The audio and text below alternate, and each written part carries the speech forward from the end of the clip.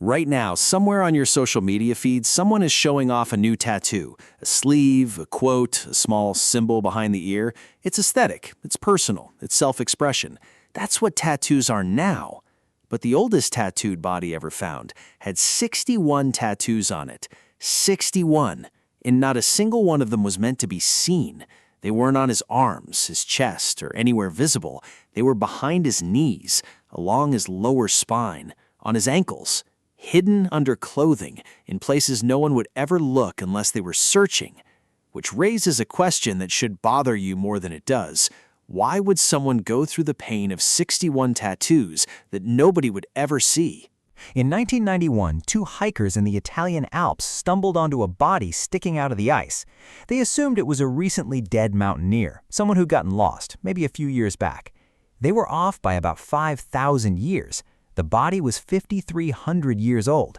His name became Ötzi, the Iceman, and he is the most well-preserved prehistoric human ever discovered. He had a copper axe, he had a bow and arrows, he had leather shoes insulated with grass, surprisingly sophisticated for a man from the Stone Age.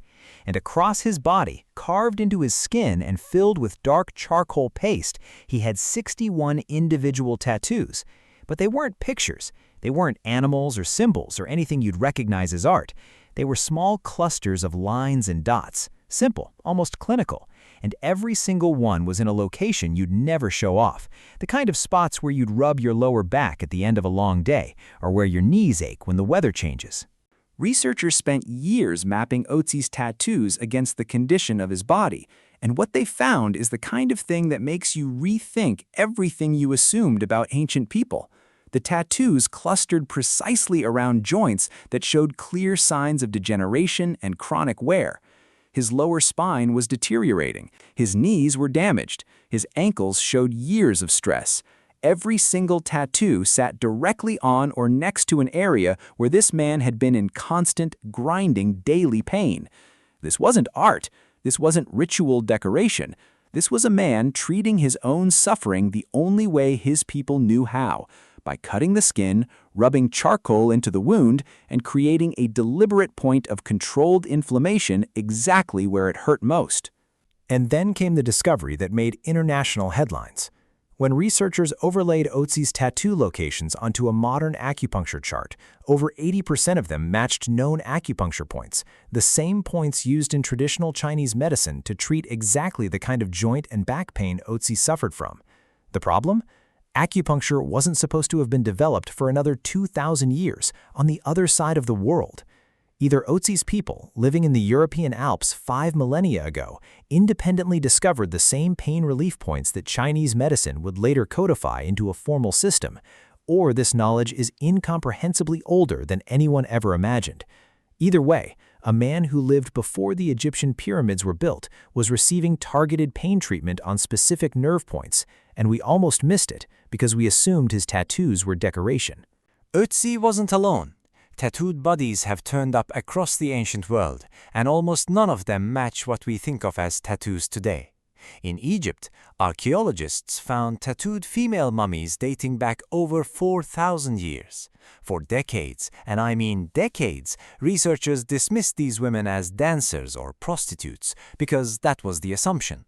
Tattooed women must have been low status, right? Then someone actually looked at where the tattoos were.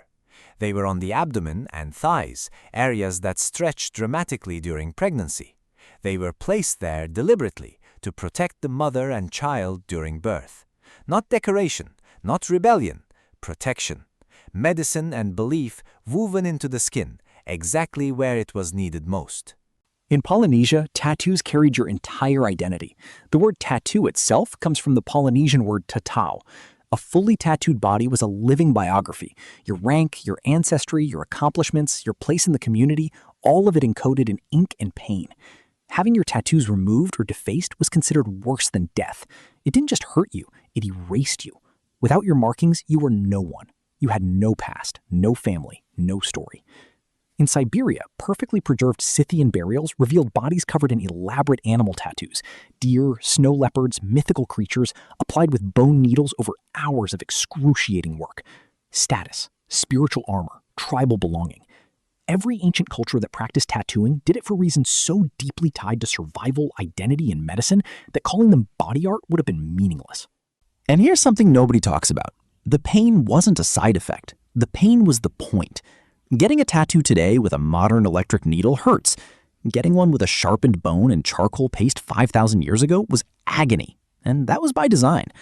When your body experiences controlled, sustained pain, it floods your system with endorphins, your brain's own version of morphine. The tattoo process itself was a drug delivery system. You walked in with chronic pain that had been grinding you down for months. You endured 30 minutes of acute, focused, deliberate pain. Your brain responded by releasing chemicals that made the chronic pain fade. You walked out feeling better, not because of the charcoal sitting under your skin, because of what the process itself did to your chemistry. Ancient humans didn't just tolerate the pain of tattooing. They were using it. For most of human history, every mark on a person's body meant something. It told you who they were, where they came from, what they'd survived, what they believed, and what hurt them. A tattooed body wasn't a canvas. It was a document, a medical record, a biography, a prayer written in scar tissue that you carried until you died. And then, somewhere along the way, we stripped all of that out. We turned tattoos into something you browse on a wall in a shop on a Friday night.